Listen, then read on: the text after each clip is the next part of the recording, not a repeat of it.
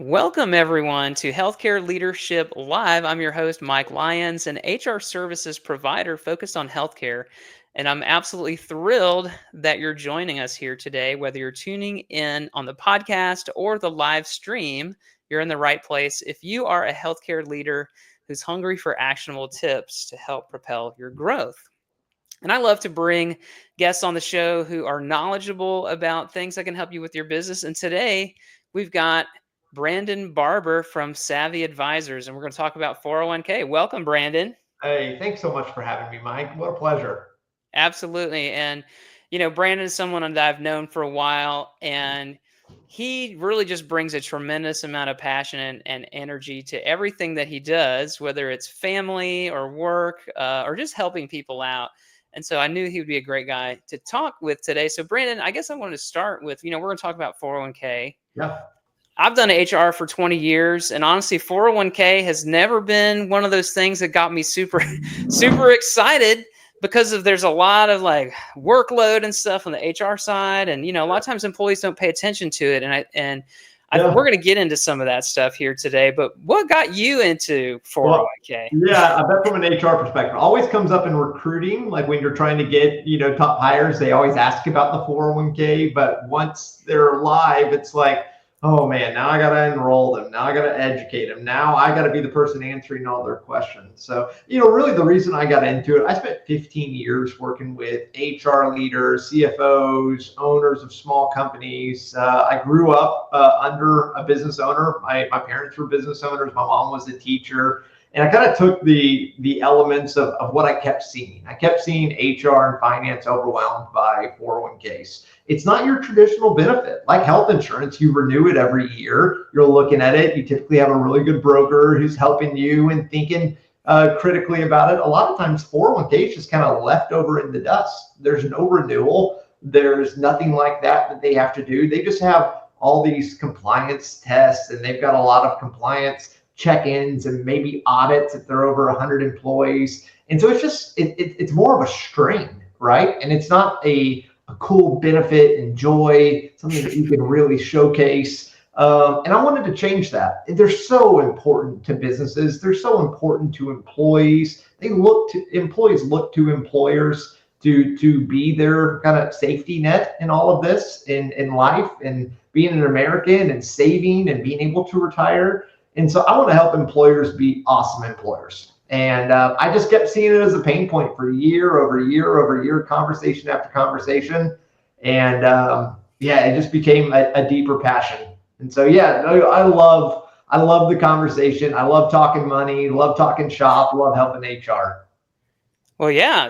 Whenever you talk money, people pay attention for sure. Always gets attention, right? Yeah, absolutely. And I love what you said about wanting to help employers be better. And that's something I can identify with really strongly. And I think employers are looking for anything that they can do to get some kind of an edge, right? And you talked about, when people look at a job opportunity, right? Like right now I'm talking to a client and they're like, well, what can we put in our job description about the benefits that we offer, right? And so 401k is one of those things people look at a lot, right? Sure. Yeah. No, it's one of the most sought after benefits, right? Obviously, health insurance is so critical, but 401ks is too. And like people ask about it and look for it. But a lot of times it's kind of intimidating to shop, similar to benefits. There's so many vendors. There's so many carriers. Do I have an advisor? Do I have a trustee? Do I have a record keeper? Do I have a TPA? Like, it's a lot. Yes, and that's why it's, I've always relied very heavily on my, 401k partners to help with that administrative load, which it can be significant, and it's hard to kind of be an expert in that. And so, I guess maybe let's talk about that. We're kind of weaving into some of the administrative difficulties there.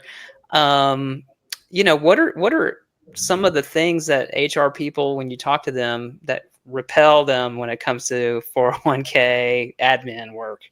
Oh, I mean, admin work. There's a lot of it, Mike. You know that you've been in the HR director role, and you've been for companies above 100 employees, below 100 employees. Yep. Things get a lot more complex once you grow past that certain size, and you're having to do audits. But I mean, I would say the thing that like stresses HR out the most is they care so much about their employees, and they see their employees struggle with finances. They see them taking loans out of their paychecks. They see them asking for advances. They see the money stress and money fights. They see the stats about how CNBC shared that 77% of Americans feel anxiety with their money.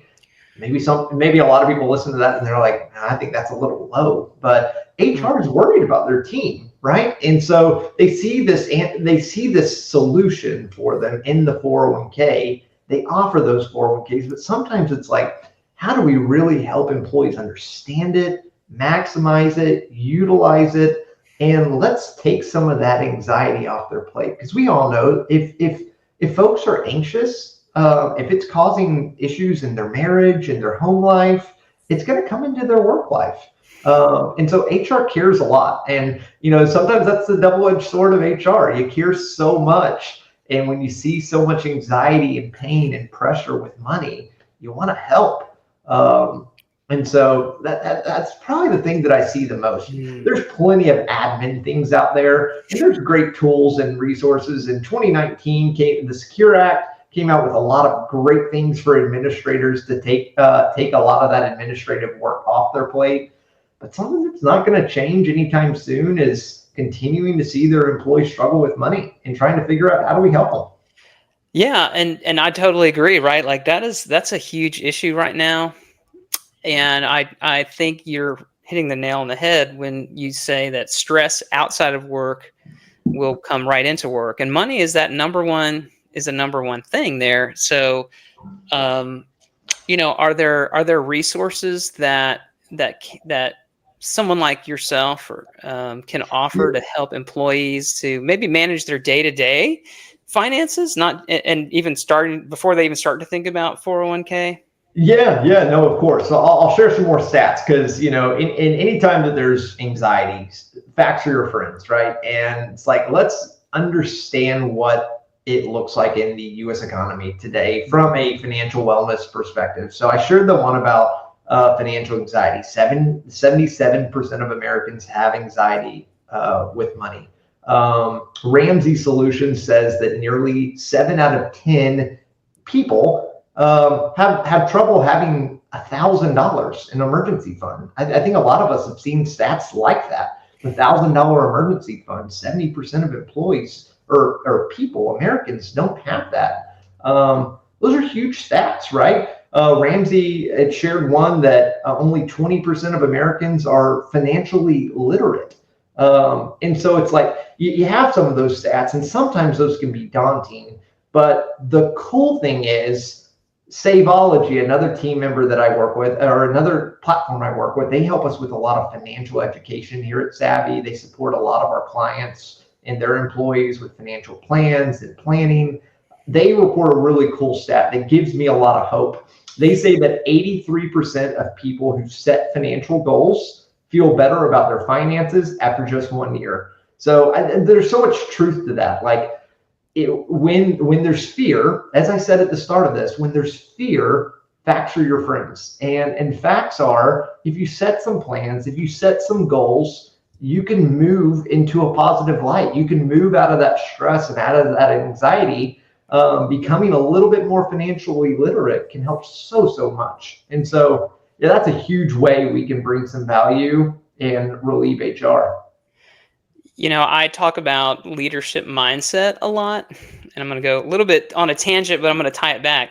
And Cool. that is, if you have a plan, for your work, if you have a plan for your life and you write it out, number one, it's going to give you, and I love what you said, it's going to give you so much confidence. And as a matter of fact, I was working on one for myself earlier today, a written plan just so I could have a vision. And it immediately made me feel better. And so I completely agree that, folks can just spend some time thinking about their future and creating a plan.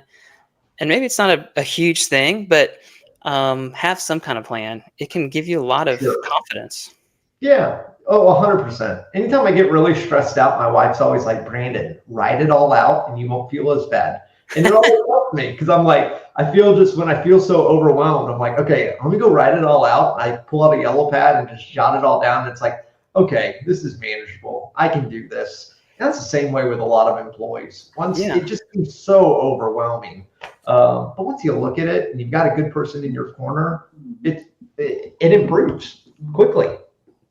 Yeah. And so so when employees get help, with this kind of stuff, I would have to think that it helps them to be able to focus on work and you know, ease their mind on some of that stuff. Oh, heavens, yeah. No, it's education, coaching, financial wellness tools. Sometimes they're kind of especially like financial wellness tools. Like there's kind of paralysis of the analysis. There's so many of them, but if you Mhm. really just like make it reachable and make it really easy for employees to utilize, they're used. And those tools, there's great tools out there. We just got to help Americans, help employees understand that it's there, it's available. Like you have a way to get out of this anxiety. Yeah. I'm curious about because there may be a wide range of folks watching here, Yeah. small clinics, small businesses to medium to large. If I'm a small business, maybe I just have a few employees. Is 401k attainable for someone like that? Oh, yeah. No, in years past, it might have been kind of scary, but man, the IRS has done a lot to incentivize small businesses to offer plans. Mm, Right now, there's so many states that are requiring retirement plans, typically the state sponsored ones. And it's a lot of states are looking at adding that, but yeah, there's so many incentives and so many technology providers out there willing and hopeful to help small businesses because we mm, know how important it is for small businesses to help their employees save. yeah. Small businesses are the backbone of the American economy. So many people are employed by small business owners. And so we got to help those small business owners help their employees. Mhm.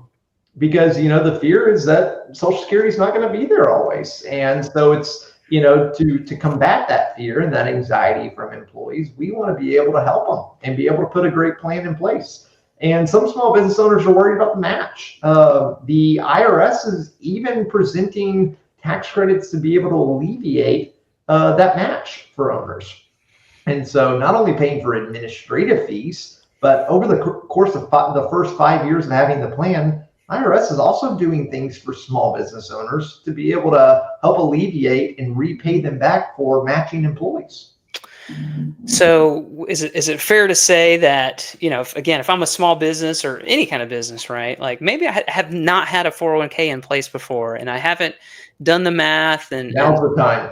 and all that stuff, you know, working with someone like you, would you be Sure. able to sit down with them and say, hey, this is what's attainable for your business and how you can help your employees? Yeah. No, I mean, I recommend like go Google a 401k tax credit calculator right now. Like the Mm, tax credit, it's a credit, not a deduction. But go look it up. We have a great one on our website at savvywealth.com. mm, You can find it. I can post a link to it. But just a couple questions. You can plug in how many employees you have. Are you planning on doing a match? How much do you think the plan's going to cost? And if you're a small business, 25 and under, I would say right around that $5,000 annual mark to offer a plan is extremely reasonable.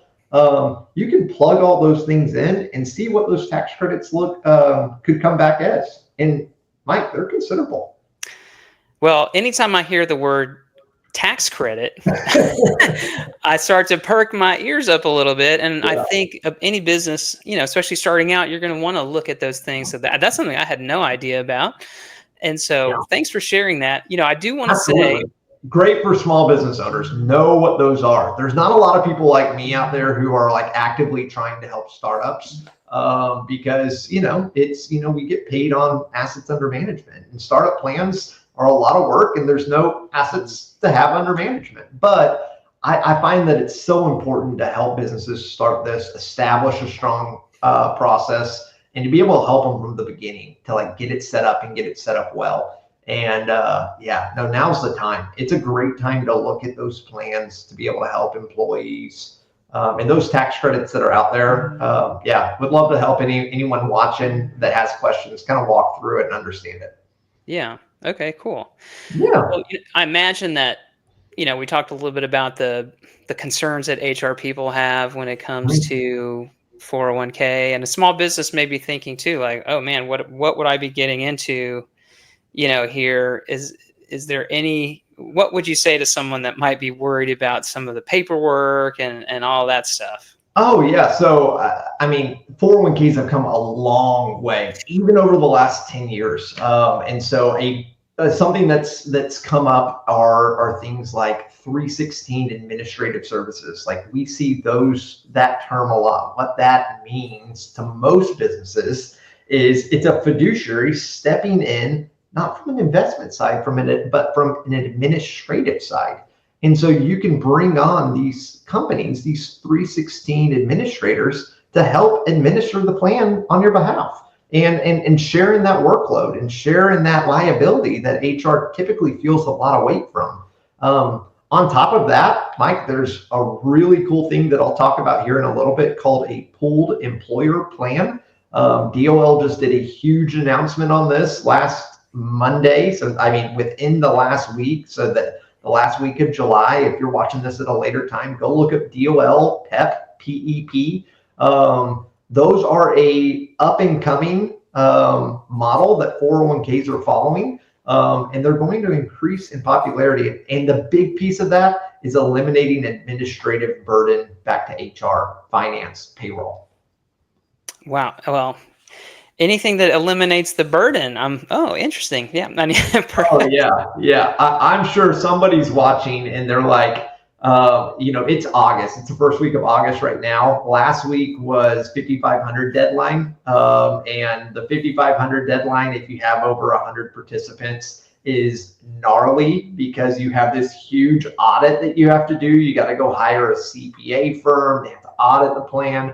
It's hours and countless amounts of work and reports and everything. And if you're HR and you hear 731 or you hear 5,500 and you cringe, there is a better way out there. Those PEPs, those pooled employer plans, definitely something to go take a look at, because those companies can join those pooled employer plans and not have to worry about that audit ever again.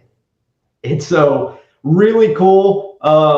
MEPs, PEPs, they've been around for a little bit now, but since the Secure Act in 2019, Secure Act 2.0, those have become increasingly popular. And it's all around how can we make it easier and more administratively accessible. So yeah, a lot of great things going on right now. That the world of retirement plans is growing, and it's a fun time to be in this industry. Well, this is a great opportunity for those folks who are watching on LinkedIn Live or YouTube Live. You can share a comment or a question for Brandon, and I'm going to put one up here on the screen right here. Craig Isaac said, Brandon knows his stuff. I agree with that. Craig. So yeah, if you have a question for Brandon or a comment, this is a great time. If you're a business owner, you've got a clinic, and you're thinking about 401k, or maybe you have some problems with your current plan, this is a great time to throw a question in, and let's put Brandon on the spot here. Cool. And see if we can throw him a curveball.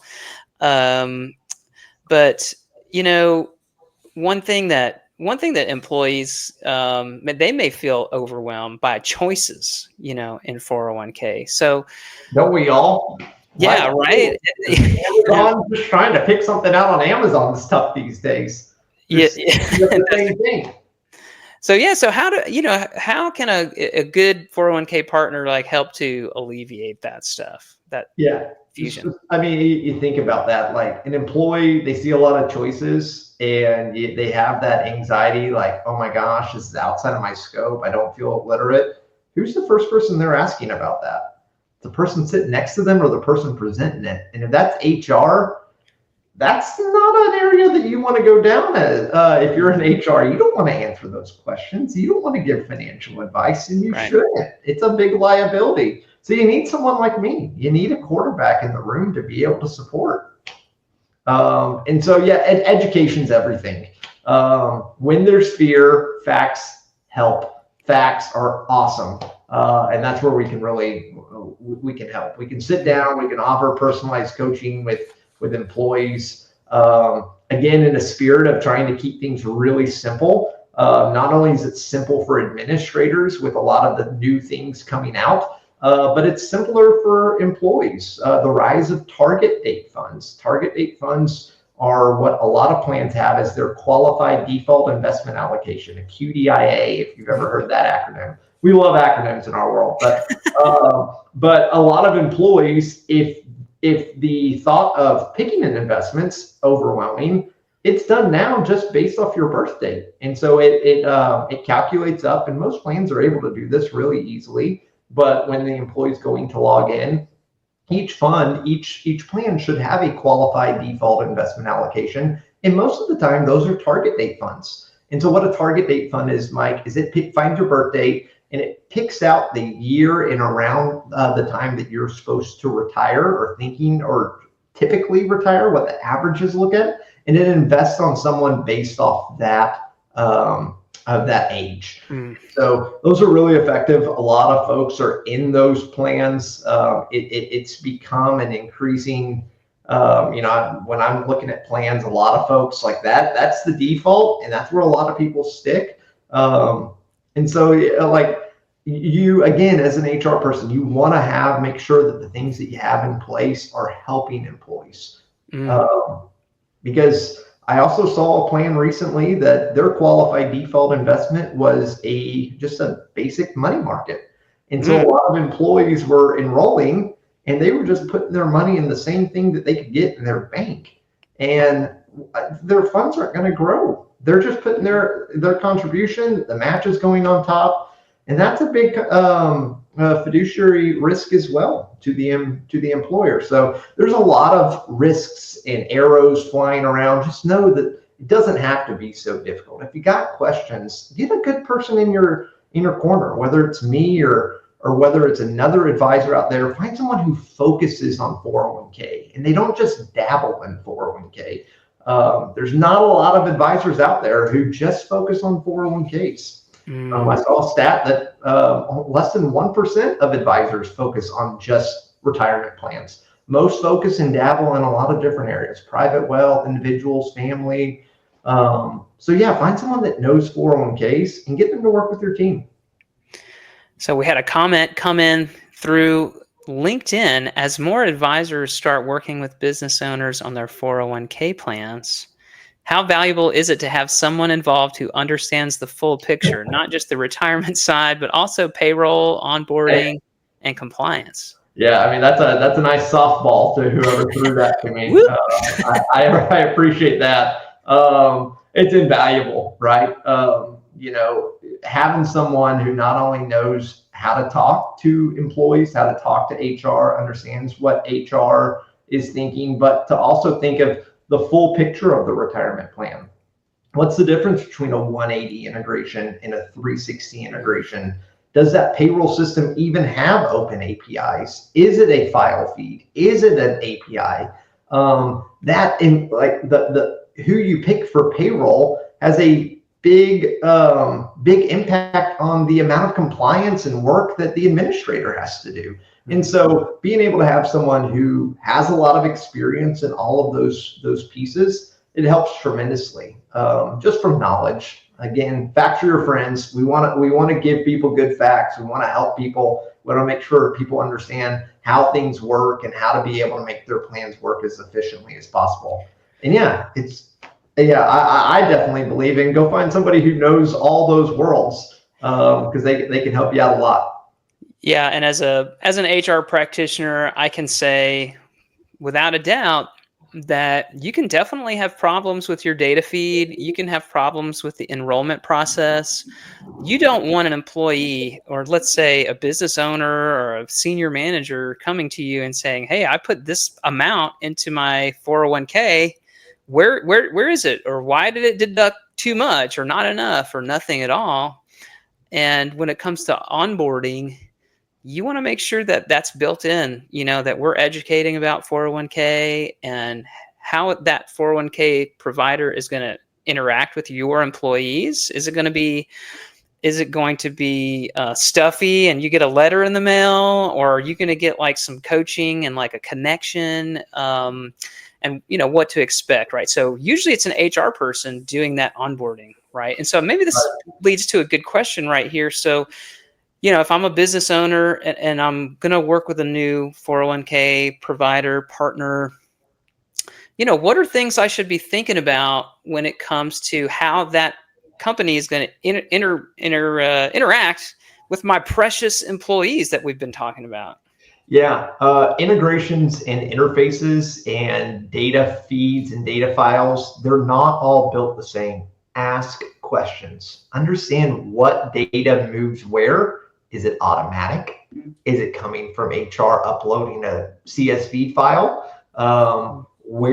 How's money move? How does data flow back and forth? Ask questions. Get somebody in your corner to help you understand how data flows. Because if you don't, you'll hear a lot of people say, oh, yeah, we integrate. And sometimes when people say integration, they're not saying the same integration that you think of. They're saying, yeah, we integrate, but that means that you have to upload a file and then we integrate. You are the integration. Yeah, you're the integrator. And so ask good questions. Yeah, no, I think ask questions around integration. I think that's really important. Yeah. Understand, have your advisor walk through fees in a very detailed perspective, because if you don't, your employees are going to ask you. And so being able to talk through that and to be able to be really clear with how things work. We're talking about employee. I'm a big into psychological safety and trust, and I talk about that with my leadership training and when I'm coaching as a manager or HR leader. And it seems to me that where employees are going to be, putting their money is an area where you want to cultivate a lot of trust with them, right? Yeah. If I don't trust you, I'm probably not going to, work with you. If I'm not going to put my money into that instrument there. How can HR leaders make sure that they're working with someone that their employees are going to have trust in? Yeah, no, I mean, it's a great question, right? We all want to be authentic. We all want to be real to the people who we're speaking with. And I'll tell you, and maybe, Mike, I think it'd be cool to share kind of what made me want to do this. So 10 years ago, about 10 years ago, we don't have to look at it precisely, but about 10 years ago, it was 6 a.m. I was on a construction site and I was helping an advisor with an open enrollment for 401k. So this advisor was working with me. I was supporting him from a technology side to get employees enrolled in a 401k plan. And I pop out of my truck and, I'm ready to roll in this blue collar construction site and help these employees understand their plan and get them enrolled. It's a brand new plan. And out walks the advisor who brought me in. And he is wearing a full 3-piece suit, slick back hair, pocket square, tie, clip, and we're walking into a construction site at 6 a.m. These guys are drinking their coffee. They're about to go and have a really hard day's work. And I mean, we walked in, it was super awkward. He started talking. He was using huge words, big acronyms that they don't understand. And 20 minutes or so, no one had enrolled. We were there. It's like 6:20, 6:30. And so I step up and I roll up my sleeves and I'm like, guys, like, let's talk about this. Let's talk about how cool your employer is for offering a match. Do y'all know what a match means? Mm. Well, that means that there's free money out there. You've got a raise here if you take advantage of this. We just talk through how plans work. I ask for questions. I ask for feedback. At the end of that conversation, at the end of that enrollment, about 10 minutes later, we had 43 out of the 45 people participating in the plan. And it's like people don't want to get talked down to. They look at financial advisors wearing suits and ties, and sometimes they get really intimidated, frustrated, anxious, uncomfortable. You want somebody who's able to talk your language, to listen, to be able to have, as Dave Ramsey puts it, and I love this, have the heart of a teacher, not the heart of a salesperson.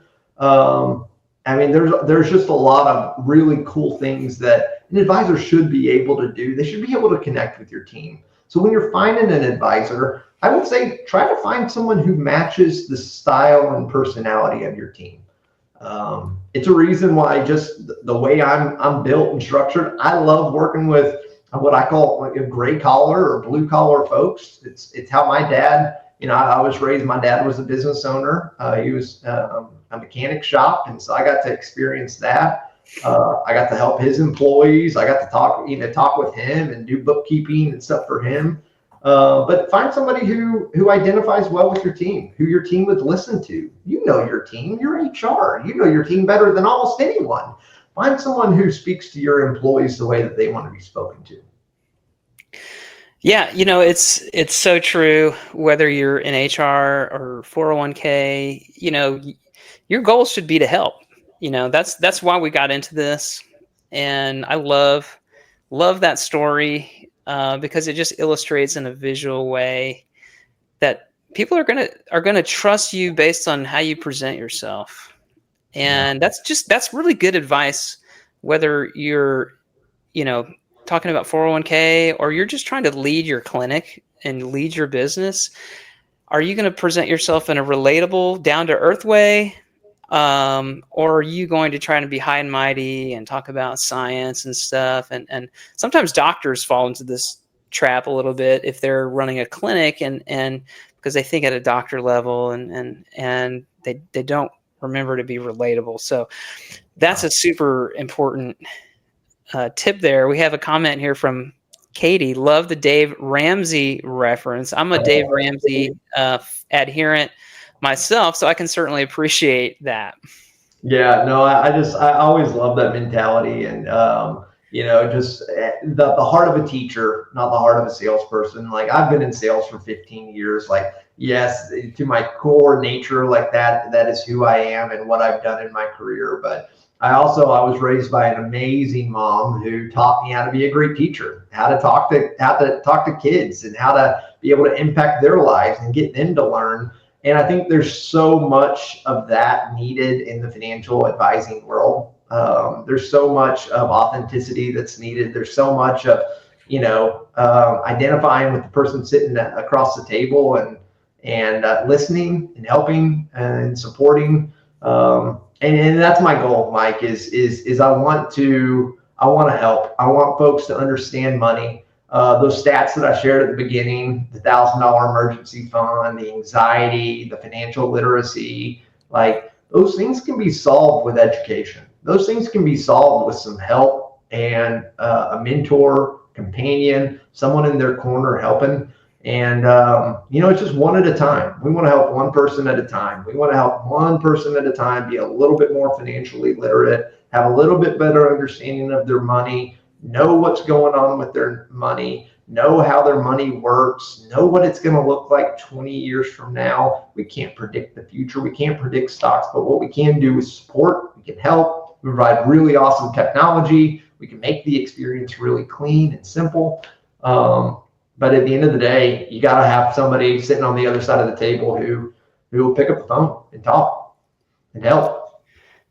Well, that is it's super apparent to me, Brandon, that you are a person that people would want to get in touch with, and you're super relatable. So I appreciate you sharing that. And I think that theme of service is so clear, and your dad definitely passed that down onto you. I'm sure he was a great mechanic and probably related very well with his customers. You How can did. people get in touch with you if they want to learn more about what you do? Man, yeah, I'd love it. Hopefully, from a relatability perspective, I didn't lose too many folks at the Dallas Cowboys football behind me. Yeah, we're I'm gonna sure probably stay somebody away from.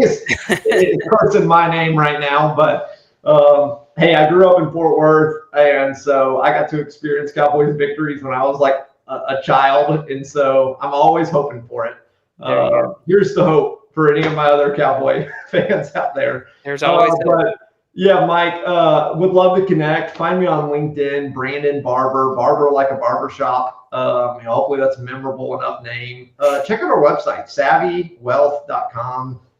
Look up Savvy Advisors. Our technology team, we are doing some incredible things to help individuals, help create a better experience, reimagining wealth management, really helping from that perspective. Right now, we've got nearly 70 advisors across the country who think the way that I was just talking about, with the heart of a teacher and a heart of making sure that we've got good people supporting employees and individuals. So yeah, check out our website. Find me on LinkedIn.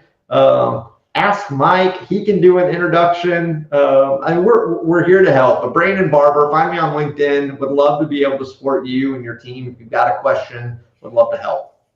Awesome. Well, I think a theme here for this conversation, and maybe even a theme for my whole show here, is helping and teaching. I think those words probably came up many, many times here in this conversation. Yeah. So thank you, Brandon, for being here on the show. And yeah, if anyone wants to get in touch with him, I can definitely help connect you guys.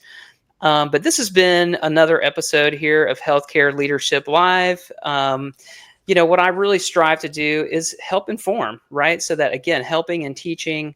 And so I hope you found some actionable information here in the show. The journey of being a leader in healthcare is ongoing. You've got to continually learn and grow. So I'm going to continue to bring you information and insight from different folks on this show. You can subscribe on Apple Podcasts, Spotify, and look for us on the live stream here on LinkedIn. Thanks for everybody that commented or asked questions. And so this brings us to the end of the show. Thanks for tuning in, and now go out and lead with confidence.